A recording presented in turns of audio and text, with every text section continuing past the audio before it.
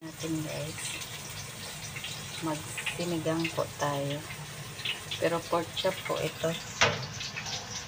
Pork chop yung gagamitin ko para sa ating sinigang.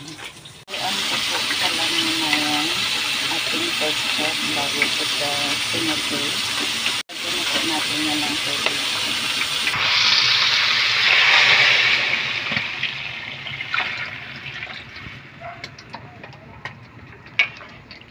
Takpan lang natin, palambutin muna natin. Ito na yung ating sinigang. Nilagay na natin yung ating gulay. Mamaya na natin ilagay yung ating kangkong. Ayan. Lutuin lang natin yung gulay. Ayan na guys.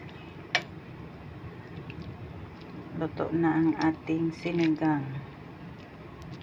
Ating pork sinigang. Luto na siya. Natakpan na yung natin. Sobrang lambot na yan.